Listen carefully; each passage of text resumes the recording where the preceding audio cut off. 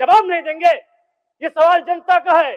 जो ईमानदार है उनको यहाँ से जोहार है, लेकिन जिन्होंने जब अपनी जिम्मेदारी का निर्वहन नहीं किया है उन पर कार्रवाई करिए। अध्यक्ष महोदय, एक दिन राजा साहब और हमारी गाड़ी का टक्कर हो जाता, इतना रफ्तार में आए, बोले कि नहीं राजा साहब को तो शून्यकाल डालने नहीं देंगे, इनसे पहले हम जाएंगे। कोई भी बालू ट्रैक्टर, विशेषकर ट्रैक्टर से बालू की ढुलाई होती है तो हमें लगता है एक बालू गाड़ी 3-4 थाना क्षेत्रों से पार होता है और कोई थाना प्रभारी ऐसा नहीं है जिसका मंथली पर महीने का इनकम 3 लाख से 5 लाख रुपए केवल अवैध बालू से हो रहा है। और बिल्कुल बड़े शर्म और दुर्भाग्य की बात है कि जिस राज्य का युवा, जिस राज्य का भविष्य स्कॉलरशिप नहीं मिलने से परेशान है, हताश है, उस राज्य के विधायक 4 करोड़ 32 लाख के आवास में रहेंगे। ये कितना बड़ा दुर्भाग्य की बात है। सवाल बजट बनाने की प्रक्रिया पर है। जब विभागों ने 13,400 करोड़ रुपए का मांग किया है तो फिर मात्र 7,721 करोड़ का बजट क्यों लाया गया? सबसे बड़ी बात, 8 महीना बीत जाने के बाद भी मात्र 42% राशि खर्च हो पाया है, तो फिर अनुपूरक बजट की आवश्यकता ही क्यों? और कहीं ऐसा सच तो नहीं कि सरकार का खजाना खाली है? और यदि सरकार का खजाना खाली है तो सरकार राजस्व प्राप्त करने के लिए क्या कर रही है? अध्यक्ष महोदय, जमीन की रजिस्ट्री में करोड़ों अरबों का राजस्व हानि हो रहा है। किसी जमीन की कीमत यदि 1 करोड़ होता है तो कागज में दिखाया जाता है 25 लाख।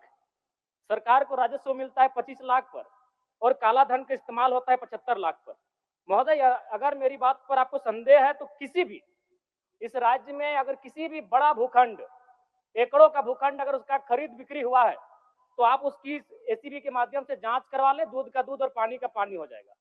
और चोरी साफ नजर आया है अध्यक्ष महोदय, कई आईएएस अधिकारी जेल की यात्रा कर चुके हैं।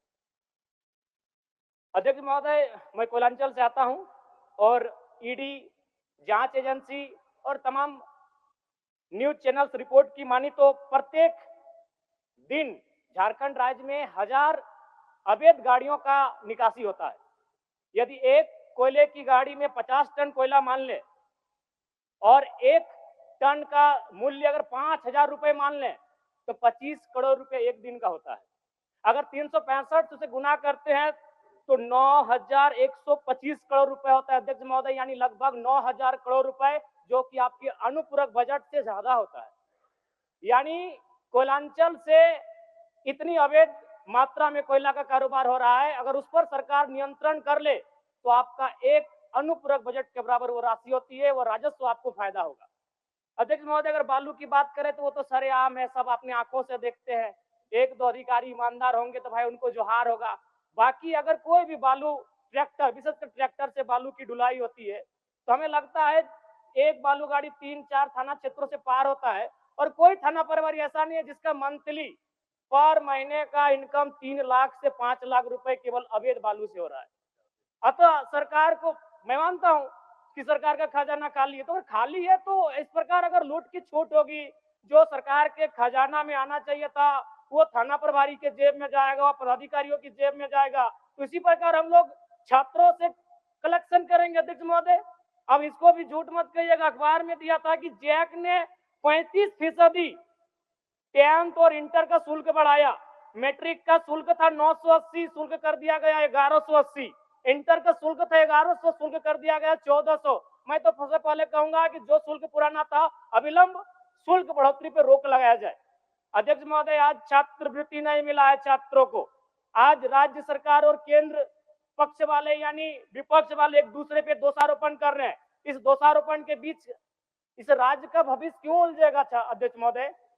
आज 2 वर्षों से छात्रवृत्ति नहीं मिल पाई है, इसका निराकरण होना चाहिए। और बिल्कुल बड़े शर्म और दुर्भाग्य की बात है कि जिस राज्य का युवा, जिस राज्य का भविष्य स्कॉलरशिप नहीं मिलने से परेशान है, हताश है, उस राज्य के विधायक 4 करोड़ 32 लाख के आवास में रहेंगे। ये कितना बड़ा दुर्भाग्य की बात है। आज आंदोलनकारी लगातार अपनी आवाज को बुलंद कर रहे हैं, जिन्होंने अपने लहू से इस राज्य को सींचा, अपने खून से इस राज्य को बनाया, आज जो 3,500 का पेंशन प्राप्त कर रहे हैं। और जिस राज्य के मंत्री 6 करोड़ के आवास में रहेंगे और उस राज्य के आंदोलनकारी सम्मान नहीं पाएंगे जिन्होंने लहू से राज्य बनाया है, यह अभी दुर्भाग्य का विषय। अध्यक्ष महोदय, अध्यक्ष महोदय, चाहे मान्य सदस्य सबको एक्स्ट्रा टाइम मिला, इसमें संक्षिप्त करिए आप। चलिए ठीक है।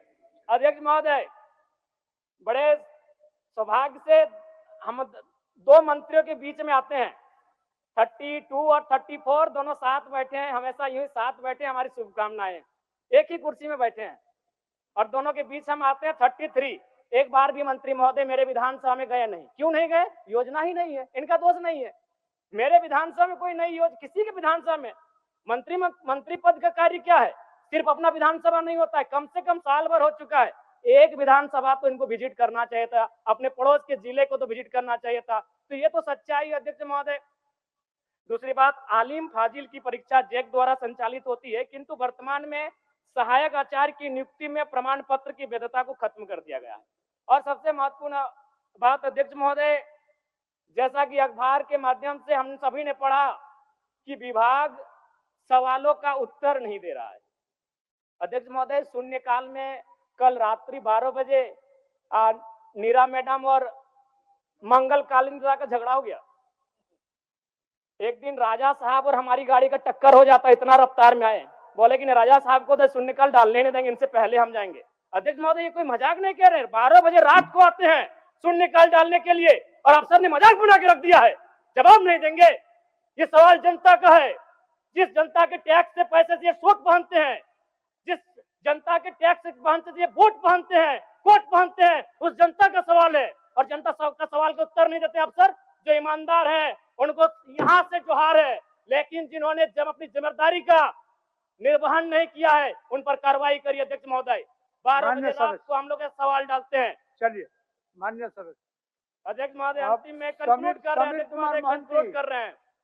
समीर कुमार महंती।